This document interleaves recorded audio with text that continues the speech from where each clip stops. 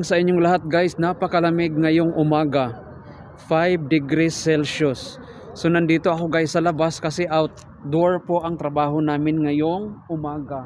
So continuation lang kami guys na nagpipintura, yung kasama kong India. Ako naman is naglalagay ng masking tape para pinturahan niya. So alam nyo guys, pag nasa labas kayo nagtatrabaho, sobrang lamig talaga guys, hindi katulad sa loob. Kasi sa loob may heater, may aircon na pwede kang magpa-heater. Dito guys, wala ka talagang ka-heater mga langga. So kuhang-kuha mo lahat ang mga lamig, mga palangga pupunta sa katawan mo. So nandito ako guys sa road. Ito po ang center sa parking area, center road.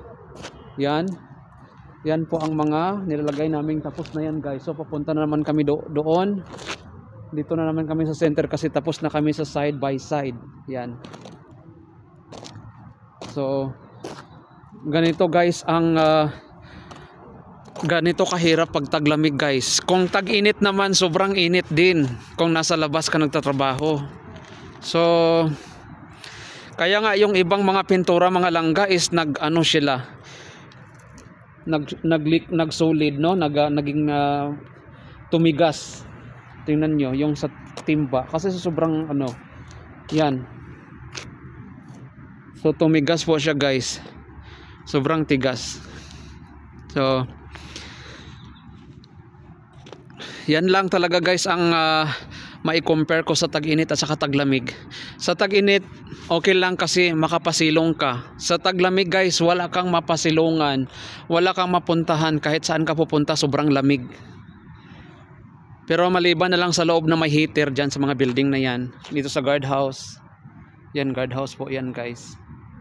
Yan ang guardhouse building. So yan naman is warehouse. So dyan po guys ang warehouse. So sobrang lamig. Grabe. Dito muna tayo sa araw kasi sobrang lamig. Paaraw muna tayo saglit.